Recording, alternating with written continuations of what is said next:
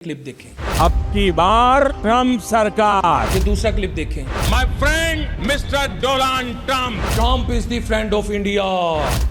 2020 से 2024 तक जो मोदी साहब हैं वो 8 मरतबा अमेरिका गए हैं। रिजल्ट क्या है? 50% टैरिफ। अमेरिका की 200 साल की आप हिस्ट्री उठा ले, किसी जनरल को, किसी आर्मी चीफ को उन्होंने वहां 2 घंटे टाइम नहीं दिया और शाया नहीं दिया, वो उसके साथ बैठे हुए हैं। ये रिजल्ट निकला नरेंद्र मोदी की खारजा पॉलिसी का। बांग्लादेश उसको ऑन किया जाने लगा। नेपाल अब बेल्ट एंड रोड इनिशिएटिव जो चाइना का प्रोजेक्ट है उसका हिस्सा बन चुका है। भूटान भी अब इंडिया के इन्फ्लुएंस से निकल पड़ा है। श्रीलंका भी अब इंडिया के इन्फ्लुएंस से निकल पड़ा है। इंडिया पाकिस्तान पर हमला भी कर सकता है इस फ्रस्ट्रेशन में। अस्सलाम वालेकुम व्यूअर्स। 1947 से 2025 तक भारत ने 16 प्राइम मिनिस्टर दिए हैं अपने मुल्क को। अगर नरेंद्र मोदी को एक्सक्लूड कर दिया जाए तो 15 प्राइम मिनिस्टर बनते हैं, लेकिन 2014 से 2025 तक नरेंद्र मोदी जो हैं वो 3 मरतबा भारत के प्राइम मिनिस्टर मुंतखब हो चुके हैं। और जितनी भारत को हजीमत का सामना, नाकामी का सामना, माजरत के साथ जिल्लत का सामना नरेंद्र मोदी के दौर में करना पड़ा, किसी दौर में नहीं करना पड़ा, उसके चंद सबूत मैं आपके सामने रखूंगा। पहले क्लिप देखें। अब की बार ट्रम्प सरकार। नरेंद्र मोदी फरमा रहे हैं अब की बार ट्रम्प सरकार। ये दूसरा क्लिप देखें। My friend mister Donald Trump. Trump is the friend of India. Trump is my friend. ठीक है जी। 88 दौरे किए इन्होंने गुज़िश्ता 5-6 सालों में, ग्लोबली दुनिया में गए और 78 मरतबा ये हेड ऑफ स्टेट से मिले, ये हेड ऑफ गवर्नमेंट से मिले और अरबों रुपया इंडियन टैक्स पेयर का इन्होंने ज़ाया किया। उसका रिजल्ट ये निकला कि 7 मई से 10 मई तक जब पाकिस्तान और इंडिया की जंग होती है तो इंडिया को जिल्लत अमेज शिकस्त का सामना करना पड़ता है। उसके साथ साथ जो इंडिया का स्ट्रेटेजिक पार्टनर है अमेरिका, जिसने इंडो यूएस न्यूक्लियर डील, चाहे सिविल डील कह लें, वो साइन की, वो अमेरिका इंडियन टैरिफ पर यानी इंडियन प्रोडक्ट पर 25 नहीं 50% टैरिफ आयद कर रहा है। वो अमेरिका इंडियन प्रोडक्ट्स पर 50% टैरिफ आयद कर रहा है कि इंडिया जो अब हमें प्रोडक्ट एक्सपोर्ट करेगा उस पर 50% टैरिफ आयद। ये है नरेंद्र मोदी की फॉरेन पॉलिसी का फेलियर। लेकिन बात यहाँ नहीं रुकेगी। अब मैं आपके सामने मुख्तलिफ वाक़यात रखता हूँ। मैं आपको ये बताऊंगा कि नरेंद्र मोदी ने इंडिया को कहाँ कहाँ रुस्वा किया। व्यूअर्स, पहलगाम वाक़या होता है। आप मुझे दुनिया का कोई एक मुहज़्ज़म मुल्क बता दें, कोई एक ग्रेट पावर बता दें जो कहता है पाकिस्तान इस वाक़े में मुलव्वस है। Not a single country, not a single country. हत्ता कि इन्होंने 8 डेलीगेशन दुनिया को भेजे और जब इन्होंने ऑपरेशन सिंदूर भी शुरू किया तो प्रेसिडेंट ट्रंप ने क्या कहा? Shameful act. और चाइना ने इसको इंडियन एग्रेशन करार दिया। चाइना ने कहा both country should show restaurant, अगर आपको याद हो। लेकिन इससे पहले अगर 2008 में आप जाएं, 2008 में मुंबई में एक दहशतगर्दी का वाक़या होता है जिसे आज भी मैं ये समझता हूं वो इंडिया ने खुद करवाया था। अगर आप 2008 की मैं बात कर रहा हूं, जब इंडिया के प्राइम मिनिस्टर कौन थे? मनमोहन सिंह। और उस वक्त अमेरिका का सदर कौन था? Barack Obama. और 2009 में जब वही मनमोहन सिंह अमेरिका जाता है तो बाराक ओबामा एक स्टेटमेंट देते हैं कि पाकिस्तान और अफगानिस्तान को अपने मुल्क से दहशतगर्दी का खात्मा करना चाहिए। और इंडिया ने इस स्टेटमेंट को अपनी डिप्लोमेटिक विक्ट्री करार दिया था। और आज के नरेंद्र मोदी के दौर में कोई बंदा नहीं ये कह रहा कि पहलगाम के वाक़े में पाकिस्तान मुलव्विस है। कोई मुल्क ये मानने को तैयार नहीं है। इवन के इंडिया की जो अपनी ओपोजिशन है, राहुल गांधी जिसको लीड करते हैं या प्रियंका गांधी जिसको लीड करती हैं, वही गांधी खानदान जिसको नेहरू ने लीड किया था, वो कहती है कि इस वाक़े में पाकिस्तानी मुलव्वस नहीं है। वो चिदम्बरम जो इंडिया के फॉर्मर होम मिनिस्टर हैं वो कहते हैं यार ये खुद साथ वाक़या है, ये है, इसमें पाकिस्तानी कोई मुलव्वस नहीं है। ये है इंडिया की फॉरेन पॉलिसी का फेलियर नरेंद्र मोदी के दौर में और उनकी पॉलिटिकल पॉलिसी का फेलियर नरेंद्र मोदी के दौर में। बात यहां भी नहीं खत्म होती व्यूअर्स। यही नरेंद्र मोदी जब 2019 में कहता है ना अब की बार ट्रम्प सरकार, इस बेवकूफ़ को यही नहीं पता, मैं माजरत के साथ लफ्ज़ बेवकूफ़ किसी हेड ऑफ स्टेट या हेड ऑफ गवर्नमेंट के लिए कभी इस्तेमाल नहीं किए, लेकिन मैं सोचता हूँ ये कितना बेवकूफ़ आदमी है कि 2019 में तुम कह रहे हो अब की बार ट्रम्प सरकार और 2020 में अमेरिका में इलेक्शन होते हैं और कौन इख्तियार में आ जाता है? जो बाइडन। यानी आप ये देखें कि ये अगले मुल्क में जाकर उनकी इंटरनल पॉलिसी में दखल अंदाजी कर रहा है। अच्छा, फिर 2020 में जो अमेरिकी सदर हैं वो जो बाइडन बन जाते हैं और 2020 से 2024 तक जो मोदी साहब हैं वो 8 मरतबा अमेरिका गए हैं। 8 मरतबा। रिजल्ट क्या है? 50% टैरिफ। कोई इसके बयानिए को ऑन नहीं कर रहा। यहां भी बात नहीं खत्म होती। मैं मजीद आपके सामने कुछ हकाइक रखता हूं। फिर 2024 में इलेक्शन होते हैं और प्रेसिडेंट ट्रंप जो हैं वो सदर मुंतखब हो जाते हैं और यही मोदी जो 2020 से 2024 तक 8 मरतबा अमेरिका जा चुका है जो बाइडेन के साथ मोहब्बत की पतंगे बनाने, फिर 2025 फरवरी में गालबन ये अमेरिका जाते हैं और रिजल्ट क्या आता है? 50% टैरिफ। रिजल्ट क्या आता है? पाकिस्तान जो है वो हमें उतना ही अजीज है जितना इंडिया अजीज है। रिजल्ट क्या आता है कि आपका फील्ड मार्शल यानी आपका chief of army staff Trump के साथ व्हाइट हाउस में बैठ के अमेरिका की 200 साल की आप हिस्ट्री उठा ले, किसी जनरल को, किसी आर्मी चीफ को उन्होंने वहां 2 घंटे टाइम नहीं दिया और शाया नहीं दिया, वो उसके साथ बैठे हुए हैं। ये रिजल्ट निकला नरेंद्र मोदी की खारजा पॉलिसी का। अभी तो मैं अमेरिका के साथ इसके ताल्लुका बयान करो, आगे आपको मैं बताता हूं इसने कहां कहां इंडिया को जलील करवाया। मैं नरेंद्र मोदी की बात कर रहा हूं। अच्छा, फिर इनकी अकलें देखें कि कांग्रेस को हमेशा ये बैशिंग करते हैं। ये पता क्या कहते थे कि जी आपको 1947 1948 की जो वॉर थी कश्मीर पे पाकिस्तान और इंडिया की हुई थी, आपको सीज फायर करना नहीं चाहिए था, आपको यूएन की रेजोल्यूशन की तरफ जाना नहीं चाहिए था। अगर 3-4 दिन वो जंग हो जाती, सीज फायर ना होता, तो आज पाकिस्तान का जो कश्मीर है यानी आज़ाद कश्मीर वो भी इंडिया का हिस्सा होता। ये सारी उम्र इन्होंने कांग्रेस को ये ताना दिया, लेकिन यही बीजेपी अमरीकी सदर के एक फोन पर ये सरेंडर कर देती है, क्योंकि ये कहती है कि भाई पाकिस्तान के साथ हम जंग नहीं लड़ सकते। तो तभी इसका नाम पड़ गया सरेंडर मोडी। यानी वो ताने, वो जो तोपों के रुख जो इनके कांग्रेस की तरफ थे, अगर आपको याद हो अमित शाह की वो स्टेटमेंट आप देख सकते हैं। अमित शाह बीजेपी का एक सीजन लीडर है जो हमेशा ही देते रहे कांग्रेस को। यही काम इनको 10 मई को करना पड़ गया कि ट्रंप की एक फोन कॉल पर नरेंद्र मोदी जो है वो ढेर हो गया। हत्ता कि पाकिस्तान तो तैयार था, हमने उनके जहाज गिरा दिए थे, हम तो आखिरी दम तक जाने को तैयार थे। इसके साथ साथ इसने खारजा महाज पे क्या क्या ब्लंडर्स किए। व्यूअर, शिमला एग्रीमेंट ना as a student of political science मैं समझता, चूंकि पाकिस्तान 1971 में डिसइंटीग्रेट हो गया था, थोड़ा सा उसकी एक वीकनेस या एक वीक पॉइंट ये था कि इसमें हम इंडिया के साथ ये एग्री हो गए थे कि हमारे जो डिस्प्यूट्स होंगे हम उसको बायलैटरली रिजोल्व करेंगे। 1972 में हुआ था इंदिरा गांधी और जुल्फकार अली भुट्टो के दरमियान गालबन, अगर आपको याद हो। तो वो बेसिकली इसका एग्रीमेंट का जो मतलब था वो यही था कि इंडिया पाकिस्तान के जो डिस्प्यूट हैं वो बायलैटरल होंगे, किसी इशू को इंटरनेशनलाइज या ग्लोबलाइज नहीं किया जाएगा, इंक्लूडिंग कश्मीर इशू। ये बदकिस्मती से उस एग्रीमेंट का एक वीक पॉइंट है। लेकिन जब अल्लाह ताला ने आपके मामला सुधारने हो तो वो ऐसा काम करता है कि जो नरेंद्र मोदी ने कर दिया अपने हाथों। ये 10 मई को ये जब वकूआ हुआ, पाकिस्तान जंग जीत गया, इन्होंने फ्रस्ट्रेशन में कहा जी हम इंडस वाटर ट्रीटी जो है उसको मानते नहीं हैं। ये एक इंटरनेशनल एग्रीमेंट था जो गालबन 1960 में हुआ। किसकी इंटरफेरेंस पर या किसकी मीडिएशन पर? वर्ल्ड बैंक की। अच्छा, पाकिस्तान मौके की तलाश में था, उन्होंने कहा जी हम इंडस वाटर ट्रीटी को नहीं मानते, पाकिस्तान ने कहा जी हम शिमला एग्रीमेंट को नहीं मानते। उस मौके पे प्रेसिडेंट ट्रंप भी बीच में कूद पड़े, उन्होंने कहा जी कश्मीर के इशू पे मैं मीडिएशन करवाता हूं।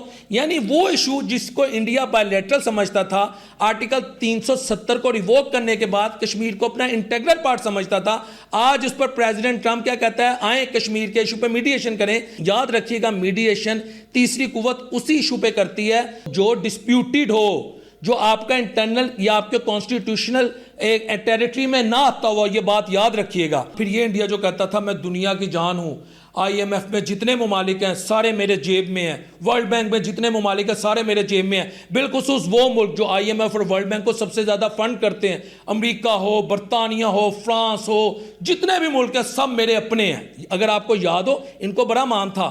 पाकिस्तान ने अल्हम्दुलिल्लाह गो के हमें कर्जा नहीं लेना चाहिए, लेकिन इस वक्त ज़रूरत थी, IMF से कर्जा मंजूर करवाया। क्या इंडियन फॉरेन पॉलिसी में इतना दमखम था कि ये दुनिया को बावर करा देते कि जी पाकिस्तान को कर्जा ना दो? ये भी इनकी फॉरेन पॉलिसी का फेलियर है और ये नरेंद्र मोदी की फॉरेन पॉलिसी का फेलियर है। और वही पाकिस्तान जिसको अमेरिका कहता था डू मोर, वही पाकिस्तान जिस पे इल्जाम लगते थे कि आपके एटमी साजिशों पर कोई इंतहा पसंद ना काबिज हो जाए, वही पाकिस्तान जिस पे इल्जाम लगते थे कि आप जो हमारे साथ डबल गेम खेल रहे हैं, उसी पाकिस्तान को IMF कर्जा दे रहा है। और इंडिया जो है वो देखता रह गया मेरे साथ हुई क्या है। फिर हम नेबरिंग स्टेट की तरफ आ जाते हैं। आज बांग्लादेश क्या इंडिया के साथ खड़ा है? जब से हसीना वाजिद की छुट्टी हुई है, बांग्लादेश इंडिया की जो छतरी थी उससे बाहर आ गया। बांग्लादेश पाकिस्तान के साथ ताल्लुकात बना रहा है। यही बांग्लादेश जो इंडिया की मर्जी के बगैर सांस नहीं लेता था, जो पाकिस्तान पे आए रोज इल्जामात लगाता था, आज उसी बांग्लादेश के अंदर अल्हम्दुलिल्लाह मोहम्मद अली जिन्ना को दो कौमी नजरिए को, यानी जो प्री पार्टीशन हिस्ट्री है उसको ऑन किया जाने लगा। आपके इल्म में होगा, आप यूजली सुनते होंगे, और मोहम्मद यूनुस जो इस वक्त बांग्लादेश के आप ये कह लें कि करता धरते हैं, उनकी अक्सर स्टेटमेंट इंडिया के खिलाफ आ रही है। चाइना के साथ इंडिया के क्या रिलेशन है वो किसी को बताने की जरूरत नहीं है।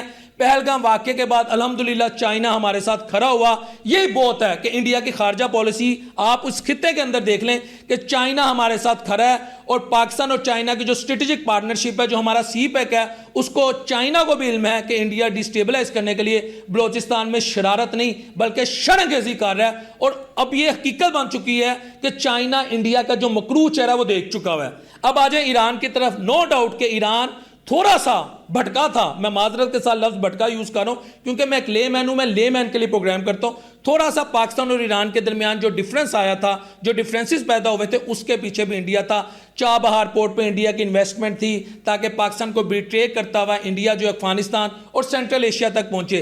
लेकिन इजराइल ईरान वॉर में जो इंडिया ने पोजीशन ली कि ईरान पर जो इजरायली एग्रेशन हुआ, इंडिया ने उसकी मजम्मत नहीं की, खुल के इजराइल का साथ दिया, उससे ईरानियन की आंखें खुल गई। और वहां पर जो इंडिया का टेक्निकल स्टाफ था जो ये कहता था हम पोर्ट में इन्वेस्टमेंट कर रहे हैं, मैं बार बार आपको बता रहा हूं, जो ईरान के इंटेलिजेंस चीफ, इनके जो टॉप के न्यूक्लियर साइंटिस्ट और जो भी वहां पर रातों रात उन पर हमले हुए और एग्जैक्ट हमले हुए, उनकी जो शहादत हुई, उसके पीछे मोसाद और वो जो टेक्निकल सोकल इंडिया की टीम थी जिसे मैं रॉ के एजेंट्स कहता हूं, उनकी मिली भगत से हुआ था वो काम। यानी आज ईरान और इंडिया एक दूसरे से डिस्टेंस क्रिएट कर चुके हैं। अच्छा, फिर हम आ जाते हैं नेपाल की तरफ। याद रखिएगा कि नेपाल एक हिंदू स्टेट है, वहाँ का जो ऑफिशियल रिलीजन है वो हिंदुइज्म है, और नेपाल और इंडिया के बड़े फ्रेंडली रिलेशन रहे हैं। लेकिन अब वो नेपाल वैसा नेपाल नहीं रहा जो माजी में था। उसका सबसे बड़ा सबूत है KP शर्मा जो नेपाल के प्राइम मिनिस्टर मुंतखब हुए हैं, वो चाइना गए हैं अपने सबसे पहले ऑफिशियल विजिट पर। वरना नेपाल में जो बंदा मुंतखब होता था, जो भी लीडर वहाँ इलेक्टेड होता था, वो पहला ऑफिशियल विजिट इंडिया किया करता था। और यही नेपाल अब बेल्ट एंड रोड इनिशिएटिव जो चाइना का प्रोजेक्ट है उसका हिस्सा बन चुका हुआ है। इसी तरह भूटान है, भूटान अब चाइना के साथ अपने बॉर्डर डिस्प्यूट जो है उसको रिजोल्व कर रहा है। चाइनीज इन्वेस्टमेंट भूटान की तरफ आ रही है, और वही भूटान जो माजी में इंडिया के कहने पर, इंडिया के प्रेशर पर चाइना के साथ अपने बॉर्डर डिस्प्यूट रिजोल्व नहीं कर रहा था, यानी उसे लिंगर ऑन कर रहा था। आप गूगल कर लें, आप यूट्यूब कर लें, आप कुछ भी कर लें, आपको ये हकीकत मालूम हो जाएगी कि भूटान भी अब इंडिया के इन्फ्लुएंस से निकल पड़ा है, और श्रीलंका भी अब इंडिया के इन्फ्लुएंस से निकल पड़ा है। इवन के हम्बनटोटा पोर्ट जो है वो 99 सालों के लिए एक चाइना की स्टेट और कंपनी, स्टेट ओन कंपनी है हम्बनटोटा पोर्ट, वो चाइना ने ओन कर लिया है। अब श्रीलंका के भी इंडिया के साथ वैसे रिलेशन नहीं रहे। फिर हम ये देखते हैं कि जब पाकिस्तान और इंडिया की जंग हुई तो टर्की ने हमें खुल के सपोर्ट किया। नरेंद्र मोदी ने, अगर आप इसकी हिस्ट्री उठाएं, 2015 से 2023 तक 3 मरतबा प्रेसिडेंट तैयब उर्दवान से मुलाकात की। 2015 में जब ये G20 का समिट हुआ था, नरेंद्र मोदी वहाँ गए थे। 2017 में इंडिया में G20 का समिट हुआ था, तो प्रेसिडेंट जो थे तैयब उर्दवान वो इंडिया में आए थे। और 2023 में भी G20 के समिट में इनकी मुलाकात हुई। लेकिन रिजल्ट ये निकला कि जिस वक्त पाक इंडिया जंग हुई तो अजरबैजान और टर्की खुल के, या तुर्किया खुल के पाकिस्तान के साथ खड़े हो गए। तुर्किया और इंडिया के दरमियान नरेंद्र मोदी जो एक स्ट्रेटेजिक रिलेशन डेवलप करने की कोशिश कर रहे थे, उसमें भी उनको हजीमत का सामना करना पड़ा। फिर आप यूरोपीय यूनियन उठा लें, कोई यूरोप का एक ऐसा मुल्क आप मुझे बता दें जिसने नरेंद्र मोदी के इस बयानिए को ऑन किया हो कि पाकिस्तान इस खित्ते में जो है वो बाइज़ सर दर्द है, यानी वो प्रॉब्लम क्रिएट कर रहा है, वो पहलगाम वकूए में एंगेज है, उसकी वजह से दुनिया या खित्ते का अमन खतरे में है। Not a single country. China हमारे साथ खड़ा है, और रशिया, इवन के पाकिस्तान और रशिया के कभी फ्रेंडली रिलेशन नहीं रहे, लेकिन over the last few years आज रशिया, पाकिस्तान और भारत के दरमियान बैलेंस है। यही भारत जिस पर रशिया से तेल खरीदने की वजह से 50% टैरिफ आयद किया गया, आज रशिया भारत के लिए पाकिस्तान पर कोई इल्जाम नहीं आयद करता, बल्कि वो चाहता है कि पाकिस्तान और भारत के दरमियान बैलेंस हो। पाकिस्तान और भारत के दरमियान ऐसी उसकी पॉलिसी हो कि ना पाकिस्तान को पिंच किया जाए ना इंडिया को। ये भी नरेंद्र मोदी की खारजा पॉलिसी की नाकामी है। और ब्लूमबर्ग का जो आर्टिकल है, अब आखिरी मेरे कमेंट्स हैं, वो तो मैं कहता हूं क्रिस्टल क्लियर है। वो क्या बताते हैं? वो ये बताते हैं कि जो कॉल 17 जून को प्रेसिडेंट ट्रंप और नरेंद्र मोदी के दरमियान हुई, वो सबसे इंपॉर्टेंट फैक्टर है नरेंद्र मोदी की और भारतीय खारजा पॉलिसी के फेलियर का।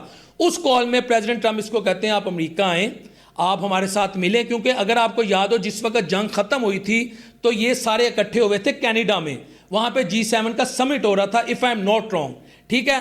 तो प्रेसिडेंट ट्रंप अमेरिका आ गए, वहां पर पाकिस्तान के जो आर्मी चीफ हैं या फील्ड मार्शल आसिम मुनीर वो भी मौजूद थे। तो वहां प्रेसिडेंट ट्रंप ने इनको कॉल की नरेंद्र मोदी को कि आप यहां पर आएं, हम आपके साथ बैठते हैं, मिलते हैं। तो नरेंद्र मोदी चूंकि जंग हार चुका था, भारत जंग हार चुका था, तो उसको ये खतरा था कि अगर प्रेसिडेंट ट्रंप ने मुझे और फील्ड मार्शल को आमने सामने बैठा दिया तो मेरी कौम तो मुझे जूते मारेगी कि पहले मेरी टेररिस्ट तुम इसके हाथों जलील हुए हो। क्योंकि वो पाकिस्तानी जनरल को पता क्या कहते हैं आसिम मुनीर को, वो जनरल जो दो कौमी नजरिए की बात करता है, वो जनरल जो टैंक पे खड़ा होकर भारत को ललकारता है, वो जनरल जो कश्मीर की बात करता है, वो जनरल जब भारत का नाम लेता है उसका चेहरा गुस्से से सुर्ख हो जाता है। ये Pakistani general field marshal Asim Munir के बारे में इंडियन इंटेलिजेंसिया, उनके पॉलिटिशियन, उनका मीडिया कहता है। तो मोदी को ये डर था कि मैं एक ऐसे जनरल से क्यों मिलूं जो जीता हुआ जंग है, जो जंग जीत चुका है, जिसने मुझे वहां पे मारा है जहां पानी का घूंट नहीं है। मैं आपको हकीकत बता रहा हूं, ये ब्लूमबर्ग की खबर है, तो मैं ऐसे मिलना नहीं चाहता। उन्होंने इनकार किया और उस इनकार में इनके दरमियान तलखी बढ़ी। तो प्रेसिडेंट ट्रंप ये कहते रहे कि यार मैंने जंग रुकवाई है, मैंने सीज फायर करवाया है, मेरी फोन की कॉल पे मोदी जो है वो ढेर हो गया, तो आज ये मुझे ही आंखें दिखा रहा है, अभी कह रहा है जी अमेरिका का कोई कमाल नहीं। तो ये थी इनके ताल्लुकात बिगड़ने की वजह। और उधर जो हमारे फील्ड मार्शल हैं वो अभी इस वक्त फ्लोरिडा में मौजूद है। सेंटकॉम जो कमांड की तब्दीली है, जनरल कोरेला, उनकी फेयरवेल में आज भी वहां पे वो मौजूद हैं। तो इस वक्त पाकिस्तान जो है वो मेरा ख्याल है बड़े स्मार्टली प्ले कर रहा है और इंडिया जो है वो आपके सामने जलील और रुसवा हुआ है। लेकिन यहाँ पर मैं अब पाकिस्तानी जो कम्युनिटी है, पाकिस्तान के जो आला अस्करी इदारे, हमारी जो गवर्नमेंट है, उनको मैं एक सजेशन दूंगा। अब इंडिया ये कोशिश करेगा कि वो चाइना और रशिया के साथ अपने ताल्लुकात बेहतर करे, तो यहाँ पर पाकिस्तान को भी बड़ा स्मार्टली प्ले करना पड़ेगा। क्योंकि नरेंद्र मोदी जो है वो गालबन अगले महीने तियानजिन चाइना में जा रहे हैं, वहाँ कोई कॉन्फ्रेंस है, तो वहाँ उनकी कोशिश होगी कि अमेरिका को ये डराने के लिए, कि बावर करवाने के लिए कि सिर्फ आप हमारे पास एज ए कार्ड नहीं हो, हम चाइना और रशिया के साथ ताल्लुका ज़्यादा बेहतर कर सकते हैं। तो यहाँ पर पाकिस्तान को बड़ा स्मार्टली प्ले करना पड़ेगा। पाकिस्तान को अमेरिका के साथ भी, चाइना के साथ भी बैलेंस होकर चलना पड़ेगा। क्योंकि हिंदू जो है ये मक्कार है, बनिया मक्कार है, ये कोई मौका जाने नहीं देगा आपके ना सिर्फ ताल्लुकात ख़राब करने में, बल्कि जहाँ से मौका मिलेगा ये वहाँ एग्रेशन भी करेगा। और आखिरी बात जो इस प्रोग्राम में मैं आज आपको कह रहा हूँ, उसके बाद इंशाल्लाह नेक्स्ट वीक मैं हाजिर हूँगा, कि इंडिया पाकिस्तान पर हमला भी कर सकता है इस फ्रस्ट्रेशन में।